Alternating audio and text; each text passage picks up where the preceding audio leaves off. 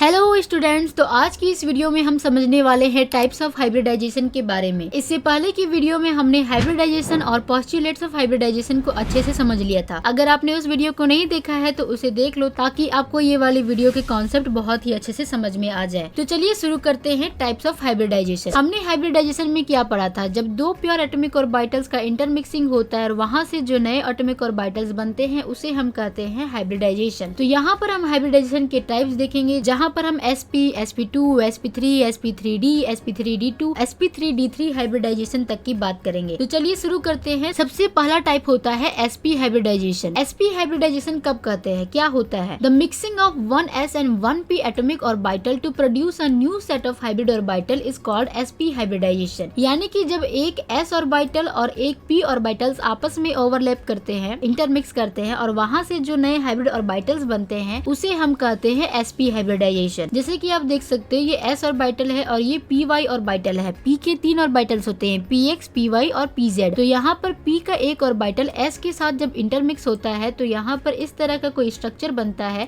जिसे हम कहते हैं sp हाइब्रिड ऑर्बिटल। s का 1 और p का 1, तो यहाँ पर ऑर्बिटल बन जाता है sp और ये होता है sp हाइब्रिड ऑर्बिटल। और कभी भी जब sp हाइब्रिडाइजेशन होता है तो वहाँ पर हमेशा और हमेशा स्ट्रक्चर कौन सा होता है? लीनियर स्ट्रक्चर होता है। क्योंकि आप देख सकते हैं ये सीधा यानी कि इसके बीच में कितना बॉन्ड एंगल होता है? 180 डिग्री का बॉन्ड एंगल बनता है और sp हाइब्रिडाइजेशन का शेप हमेशा लीनियर होता है। चलो इसे एग्जांपल के साथ समझते हैं। एग्जांपल है हमारे पास BeCl2। BeCl2 में बेरिलियम हो गया सेंट्रल एटम। तो बेरिलियम का जब हम इलेक्ट्रॉनिक कॉन्फ़िगरेशन करेंगे तो आता है 1s2 2s2। क्लोरीन जो हमारे पास लगा हुआ है उसका इलेक्ट्रॉनिक कॉन्फ़िगरेशन होता है 1s2 2s2 2p6 3s2 and 3p5। अब हमें यहाँ पर हाइब्रिड ऑर्बिटल बनाना है। तो हाइब्रिड ऑर्बिटल में सेंट्रल एटम कौन है ये पहचानना पड़ेगा। तो बेरिलियम हमारे पास सेंट्रल एटम है। बेरिलियम का क्या था? 1s2 2s2। तो ये हो गया 1s का ऑर्बिटल, ये हो गया 2s का ऑर्बिटल। p ऑर्बिटल्स यहाँ पर एब्सेंट है तो हम लिख सकते हैं 2p0। तो 2p ऑर्बिटल हमने बना लिया है और इसमें एक भी इलेक्ट्रॉन नहीं भरा है। 1s में कितने इलेक्ट्रॉन्स भरे हुए? 2। यहाँ पर हम भरेंगे 2 इलेक्ट्रॉन्स। 2s में भी 2 है तो यहाँ पर भी हो जाएगा 2। p में एक भी नहीं है तो ये खाली रहेगा। उसी तरह जब ये एक्साइटेड होगा, एक्साइटेड कब होगा? जब इसको एनर्जी मिलेगी या फिर कोई हीट मिलेगा तो ये एक्साइट हो जाएगा। तो एक्साइट होगा तो 1s का इलेक्ट्रॉन नहीं 2s का 2s ऑर्बिटल जो कि आउटर मोस्ट ऑर्बिटल है उसके पास जो भी इलेक्ट्रॉन प्रेजेंट होगा वो इलेक्ट्रॉन p के ऑर्बिटल में चला जाएगा।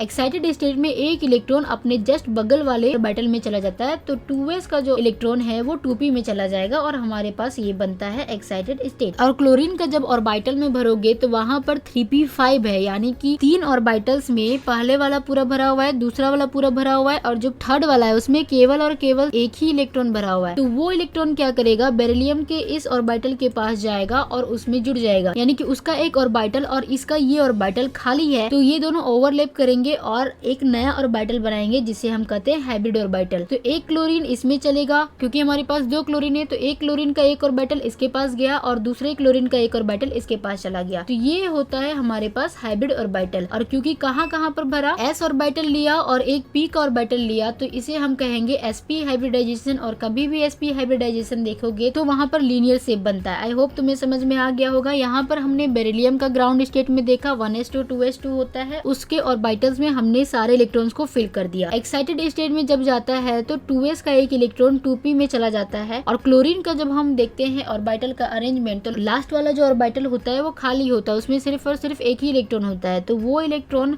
और वो ऑर्बिटल जो है बेरिलियम के एक ऑर्बिटल के साथ ओवरलैप करेगा और इस तरह से हाइब्रिड ऑर्बिटल बना लेगा और दूसरे क्लोरीन का एक ऑर्बिटल के साथ जाएगा और ये फिर ये हाइब्रिड ऑर्बिटल बनाएगा। यानी कि 2 एटॉमिक ऑर्बिटल्स इसमें भाग लेते हैं, इसलिए 2 हाइब्रिड ऑर्बिटल बनता है। और 2 हाइब्रिड ऑर्बिटल जब आपस में बन रहे होते हैं तो वहाँ पर sp हाइब्रिडाइजेशन होता है और लीनियर शेप बनता है। और आप हाइब्रिडाइजेशन को कैसे पहचानोगे? आपके पास कोई भी कंपाउंड दे दिया जाएगा और आपको पूछा जाएगा कि इसका हाइब्रिडाइजेशन क्या होगा, तो आप इसको कैसे पहचानोगे? तो इसके बारे में हम पढ़ते हैं। यहाँ पर एक फॉर्मूला आता है जिसे कहते हैं हम हाइब्रिडाइजेशन फॉर्मूला। तो फॉर्मूला होता है 1/2 v plus SA plus minus C/A। v है valence electron of central atom, SA है मोनोवैलेंट सराउंडिंग एटम। मोनोवैलेंट का मतलब होता है जिसका आउटर मोस्ट इलेक्ट्रॉन केवल एक ही हो, उसे बोलते हैं मोनोवैलेंट सराउंडिंग एटम। C का मतलब है कैटायन और A का मतलब है एनायन। तो BeCl2 के केस में अगर देखा जाए तो इसका वैलेंस इलेक्ट्रॉन कितना होता है? 2, 1s2 2s2, यानी कि आउटर मोस्ट इलेक्ट्रॉन में कितना इलेक्ट्रॉन हो गया? 2। तो वैलेंस इलेक्ट्रॉन बेरिलियम का होता है 2। मोनोवैलेंट सराउंडिंग एटम यानी कि इसके पास जो भी सराउंडेड है यानी यानी ये देखो ये Ba हो गया, ये क्लोरीन है, ये क्लोरीन है। मोनोवैलेंट सराउंडिंग एटम का मतलब है जिसकी वैलेंसी 1 हो, तो क्लोरीन की वैलेंसी 1 होती है, इसीलिए मोनोवैलेंट सराउंडिंग एटम्स यहाँ कितने हो जाएंगे 2, क्योंकि 2 क्लोरीन है तो ये हो जाएगा 2। कैटायन और एनायन प्रेजेंट है क्या? नहीं है, कोई भी चार्ज इसमें नहीं है, तो यहाँ पर कोई भी कैटायन एनायन प्रेजेंट नहीं होगा। ठीक है, तो ये हो जाएगा 0। फॉर्मूला में सभी को पुट करो, भी है 2, ऐसे दिया हुआ है 2। ठीक है, 2 और 2 4 हो गया, 2 और ये 4 कटेगा तो कितना बच जाएगा? 2 बच जाएगा, यानी कि 2 हाइब्रिड ऑर्बिटल बने, 2 हाइब्रिड ऑर्बिटल, इसका मतलब कि sp हाइब्रिडाइजेशन। तो इस तरह से हम अपने हाइब्रिडाइजेशन को भी निकाल सकते हैं, और शेप और स्ट्रक्चर दोनों का दोनों लीनियर होता है sp हाइब्रिडाइजेशन में। तो आई होप तुमको ये समझ में आ गया होगा कि sp हाइब्रिडाइजेशन निकाला कैसे जाता है, ओवरलैपिंग कैसे होती है, और अगर कोई भी कंपाउंड दे दिया जाएगा तो आप हाइब्रिडाइजेशन को कैसे निकालोगे। लेट सपोज अगर आपके पास यहाँ पर प्लस या माइनस होता, अगर माइनस होता तो आप यहाँ पर +1 करते, और अगर प्लस होता तो यहाँ पर -1 करना पड़ता। ठीक है, अब बढ़ते हैं नेक्स्ट की ओर, जो कि है sp2 हाइब्रिडाइजेशन। और यहाँ से हम जल्दी समझेंगे क्योंकि आप कॉन्सेप्ट पूरा ऊपर में समझ चुके हो, तो यहाँ पर हम जल्दी बताने वाले ताकि वीडियो लंबी ना हो। तो sp2 हाइब्रिडाइजेशन में किसका किसका मिक्सअप होगा? यहाँ पर एक s ऑर्बिटल का मिक्सअप होगा और 2 p ऑर्बिटल्स का मिक्सअप होगा। वहां से कितने हाइब्रिड ऑर्बिटल प्रोड्यूस होंगे? 3 हाइब्रिड ऑर्बिटल प्रोड्यूस होंगे, तो उसे हम कहते हैं sp2 हाइब्रिडाइजेशन। यहाँ पर s का एक ऑर्बिटल और p के 2 ऑर्बिटल यानी कि px और py, या तो py और pz, 2 p ऑर्बिटल जब s के साथ इंटरमिक्स करते हैं तो यहाँ पर sp2 हाइब्रिड ऑर्बिटल बनता है, जिसे कि sp2 हाइब्रिडेशन कहा जाता है। इसका स्ट्रक्चर कुछ इस तरह का होता है। ठीक है, एग्जांपल में हम देखते हैं BCl3 बोरोन। बोरोन का इलेक्ट्रॉनिक कॉन्फ़िगरेशन होता है 1s2 2s2 2p1। इसका ग्राउंड स्टेट में देखा जाए तो 2s 2p, 2s में 2 इलेक्ट्रॉन और 2p में 1 इलेक्ट्रॉन। जब ये एक्साइटेड स्टेट में जाएगा तो यहाँ का एक इलेक्ट्रॉन, s का एक इलेक्ट्रॉन p के ऑर्बिटल में चला जाएगा। तो इस तरह से ये हो गया आपका एक्साइटेड स्टेट। अब यहाँ पर जो क्लोरीन है, 3 क्लोरीन है, क्लोरीन के लास्ट वाले जो ऑर्बिटल्स होते हैं वो इन तीनों का इस्तेमाल करेंगे, इन तीनों से ओवरलैप करेंगे और sp3 हाइब्रिडाइजेशन बना लेंगे। ठीक है, और एग्जांपल में अगर देखें तो ये होता है BCl3 का स्ट्रक्चर, और क्योंकि आपको ट्रायंगल के जैसे दिख रहा है तो इसका नाम होता है ट्राइगोनल प्लेनर। शेप कैसा होता है? Trigonal planar. तो sp2 हाइब्रिडाइजेशन का शेप ट्राइगोनल प्लेनर होता है। और इस फार्मूला में जब आप पुट करोगे तो वैलेंस इलेक्ट्रॉन बोरोन का होता है 3, मोनोवैलेंट सराउंडिंग एटम कितना है 3, कैटायन एनायन प्रेजेंट नहीं है, तो यहाँ पर इस फार्मूला में पुट कर दो, वैलेंस इलेक्ट्रॉन 3, मोनोवैलेंट 3 + 0 3 3 6 हो गया, 2 से 6 कटेगा तो हो जाएगा 3, यानी कि 3 नंबर। इसका मतलब कि sp2 हाइब्रिडाइजेशन। कैसे sp2? यहाँ पर देखो s के ऊपर 1 और यहाँ पर 2, 1 और 2 3 हो गया, 3 नंबर, यानी कि sp2 हाइब्रिडाइजेशन। बढ़ते हैं sp3 हाइब्रिडाइजेशन में। तो sp3 हाइब्रिडाइजेशन में क्या होता है, जब एक s ऑर्बिटल और 3 p ऑर्बिटल मिक्स करते हैं और वहां से 4 हाइब्रिड ऑर्बिटल प्रोड्यूस होता है, तो इसे हम sp3 हाइब्रिडाइजेशन कहते हैं। इसमें s, px, py और pz 4 ऑर्बिटल्स यहाँ पर टेक पार्ट लेते हैं और 4 हाइब्रिड ऑर्बिटल बनाते हैं, जिसे कि हम sp3 हाइब्रिडाइजेशन कहते हैं। एग्जांपल है CH4, कार्बन का होता है 1s2 2s2 2p2, ये होता है इसका इलेक्ट्रॉनिक कॉन्फ़िगरेशन। हाइड्रोजन का देखिए तो 1s1 होता है। एक्साइटेड स्टेट में जब कार्बन का ऑर्बिटल जाएगा, कार्बन का इलेक्ट्रॉन जाएगा, तो ये जो इलेक्ट्रॉन है वो p के इस ऑर्बिटल में चला जाएगा। तो यहाँ पर अब हमारे पास कितने ऑर्बिटल्स खाली हो गए? 4 ऑर्बिटल्स खाली है। और अब यहाँ पर हाइड्रोजन का जो एक ऑर्बिटल्स है वो हर एक का इस्तेमाल करेगा, हर एक के साथ ओवरलैप करेगा और sp3 हाइब्रिडाइजेशन बना लेगा। ठीक है, 4 ऑर्बिटल्स यहाँ पर बन जाएंगे। जब भी 4 ऑर्बिटल बनते हैं तो वो sp3 हाइब्रिडाइजेशन कहलाता है। फॉर्मूला में अगर देखोगे तो ये यहाँ पर कार्बन का वैलेंस इलेक्ट्रॉन होता है, यहाँ पर कार्बन होगा, कार्बन का वैलेंस इलेक्ट्रॉन होता है 4, मोनोवैलेंट यहाँ पर हो गया 4, पुट करो तो यहाँ हो जाएगा 4 + 4 8, 2 से 8 कटेगा 4, यानी कि sp3 हाइब्रिडाइजेशन हो जाएगा। और कभी भी sp3 हाइब्रिडाइजेशन बनता है इसका मतलब शेप क्या होगा? टेट्राहेड्रल होगा। ठीक है, तो ये होता है sp3 हाइब्रिडाइजेशन। sp3d हाइब्रिडाइजेशन में क्या होता है, यहाँ पर एक s ऑर्बिटल, 3 p ऑर्बिटल और एक d ऑर्बिटल जब मिक्स करता है आपस में तो कितना ऑर्बिटल हो गया? 3, 1 और 1, यानी कि 5 हाइब्रिड ऑर्बिटल बनते हैं। और जहाँ पर 5 हाइब्रिड ऑर्बिटल बन रहे होंगे तो वो कहलाता है sp3 हाइब्रिडाइजेशन। देखो ये s ऑर्बिटल हो गया, ये px, py,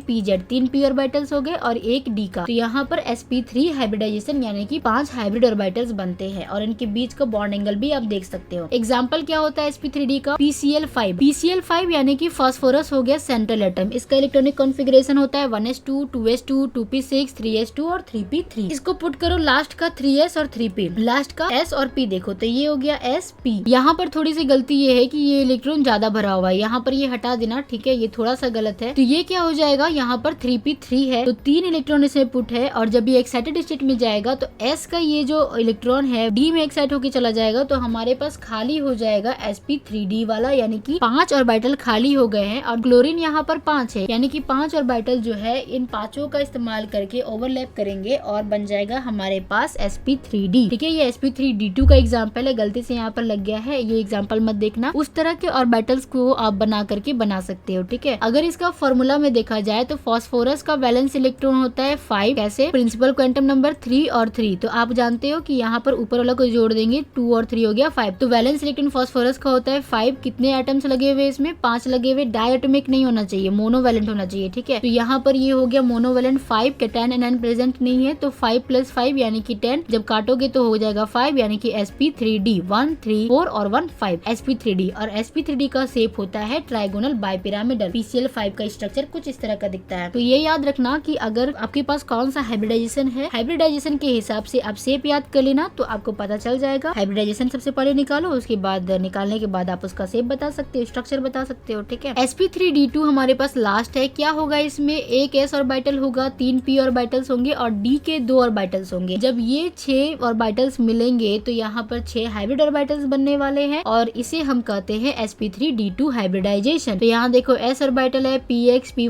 pz and dx2y2 जो कि d का पहला ऑर्बिटल होता है और dz2 सेकेंड वाला d। तो ये सब प्योर एटॉमिक ऑर्बिटल जब मिक्स होते हैं आपस में तो 6 हाइब्रिड ऑर्बिटल्स बनते हैं और इसे हम कहते हैं sp3d2 हाइब्रिडाइजेशन। एग्जाम्पल के लिए आप ले सकते हो sf6s सल्फर होता है, सल्फर में 1s2 2s2 2p6 3s2 और 3p4 होता है। ठीक है, इसका ग्राउंड स्टेट में बनाया जाए तो 3s2, ठीक है, 3p4 ये हो गया। एक्साइटेड स्टेट में जाएगा तो p ऑर्बिटल का ये जो इलेक्ट्रॉन है वो चला जाएगा d में चला जाएगा। उसके बाद ये वाला भी जाएगा क्योंकि अब यहाँ पर 5 ही हो जाएगा ना, 1 2 3 4। तो हमें 4 नहीं चाहिए, हमें 6 ऑर्बिटल चाहिए ताकि हम 6 फ्लोरीन को ऐड कर सके। तो ये s ऑर्बिटल को भी जाना होगा तो ये s ऑर्बिटल चला जाएगा इसमें, तो हमारे पास बन जाएगा कुछ इस तरह का एक्साइटेड स्टेट। ठीक है, अब यहाँ पर 1 2 3 4 5 6 ऑर्बिटल जो है वो खाली हो चुके हैं, यानी कि अब इसके पास एक जगह है एक इलेक्ट्रॉन को लेने का। तो फ्लोरीन जो है 1s2 2s2 2p5 जो है इसके पास लास्ट वाला में एक इलेक्ट्रॉन बचा हुआ है, एक ऑर्बिटल बचा हुआ है। तो फ्लोरीन के ऑर्बिटल सल्फर के ऑर्बिटल के साथ ओवरलैप करेंगे और ओवरलैप करने के बाद कुछ इस तरह का स्ट्रक्चर बन जाएगा और ये कहलाते हैं हाइब्रिड ऑर्बिटल। और ये हो गया आपका sp3d2 हाइब्रिडाइजेशन। अगर sf6 का स्ट्रक्चर की बात करी जाए तो इस तरह का कुछ स्ट्रक्चर होता है और ये होता है इसका शेप ऑक्टाहेड्रल होता है। वैलेंस इलेक्ट्रॉन सल्फर का होता है 6, सराउंडिंग एटम है 6, तो हो जाएगा 6 और 6 12 यानी कि 2 से कटेगा तो 6 आ जाएगा, यानी कि sp3d2 हाइब्रिडाइजेशन हो जाएगा और इसका शेप हो जाएगा ऑक्टाहेड्रल। तो आई होप आपको समझ में आ गया होगा कि टाइप्स ऑफ हाइब्रिडाइजेशन क्या क्या होते हैं, हाइब्रिडाइजेशन को हम कैसे निकाल सकते हैं और किस हाइब्रिडाइजेशन का स्ट्रक्चर कैसा होता है। तो चलो एक बार हम रिवीजन कर लेते हैं। सबसे पहला बात हमने इसमें क्या सीखा? टाइप्स ऑफ हाइब्रिडाइजेशन में हाइब्रिडाइजेशन के कुछ हमने 5-6 टाइप देखे, जिसमें कि sp था, sp2 था, sp3 था, sp3d था, sp3d2 था। हाइब्रिडाइजेशन में क्या होता है? sp हुआ तो एक s एक p, sp2 हुआ तो एक s 2p, sp3 हुआ तो एक s 3p, sp3d हुआ तो एक s 3p और एक d और sp3d2 में एक s 3p और 2d होता है। ठीक है, तो ये सब अपने कोरेस्पॉन्डिंग नेमिंग के हिसाब से जब ओवरलैप करते तो उस तरह का ये हाइब्रिडाइजेशन बनाते हैं। हमने यहाँ पर देखा एग्जाम्पल के साथ, हमने इसको समझा कि ये एक्साइटेड स्टेट में कैसे जाता है। एक्साइटेड स्टेट में उतना ही आपको ऑर्बिटल बनाना है जितना कि आपको जरूरत है, यानी कि अगर क्लोरीन का 2 इलेक्ट्रॉन इसमें आपको प्रेजेंट है, BeCl2 में 2 क्लोरीन हमको ऐड कराना था, तो इसके पास 2 ऑर्बिटल ऐसे होने चाहिए ताकि वो क्या कर सके, 2 क्लोरीन को ऐड करा सके। ठीक है, इसीलिए हमने 2 बनाया। अगर हो सकता है 4 हो किसी में तो वो और एक्साइटेड स्टेट में जाएगा, उतनी एनर्जी उसको मिलेगी ताकि वो अपना इलेक्ट्रॉन को नेक्स्ट ऑर्बिटल में लेकर के जा सके। ठीक है, तो ग्राउंड स्टेट में सबसे पहले ये एक्साइटेड स्टेट में जाते हैं। एक्साइटेड स्टेट में जाने के बाद ये अपने आप को अवेलेबल कराते हैं ताकि ये हाइब्रिड ऑर्बिटल बनने के लिए तैयार हो सके, और उसके बाद जो नेक्स्ट वाला एलिमेंट जो होता है वो अपने ऑर्बिटल्स को लेकर के आता है और इसके साथ बॉन्डिंग बना लेता है, हाइब्रिड ऑर्बिटल बना लेता है। और हमने फिर ये सीखा कि फॉर्मूला का यूज करके हम हाइब्रिडाइजेशन को कैसे निकाल सकते हैं, जिसमें कि ये फॉर्मूला मेन होता है और इसे आप याद कर लेना ताकि आपको कहीं भी हाइब्रिडाइजेशन निकालने में दिक्कत ना हो। तो एक बार शेप की बात कर लेते हैं। अगर sp ऑर्बिटल होगा तो हमेशा लीनियर शेप बनेगा, sp2 होगा तो ट्राइगोनल प्लेनर बनेगा, sp3 होगा तो टेट्राहेड्रल बनेगा। उसके बाद sp3d है तो ये हमेशा आपका बनने वाला है ट्राइगोनल बाइपिरामिडल, और sp3d2 में बनने वाला है ऑक्टाहेड्रल। ठीक है, तो हमने यहाँ पर हाइब्रिडाइजेशन की बात कर ली, एक्साइटेड स्टेट, ग्राउंड स्टेट की बात कर ली, हमने यहाँ पर फॉर्मूला से हाइब्रिडाइजेशन निकालने की बात कर ली। ठीक है, और हमने शेप की बात कर ली। तो आई होप आपको समझ में आ गया होगा। तो अगर आपको वीडियो अच्छी लगी तो वीडियो को लाइक करें, चैनल को सब्सक्राइब करें। मिलते हैं हैं नेक्स्ट वीडियो में, जहाँ पर हम अपने नेक्स्ट टॉपिक को शुरू कर रहे होंगे। Thank you.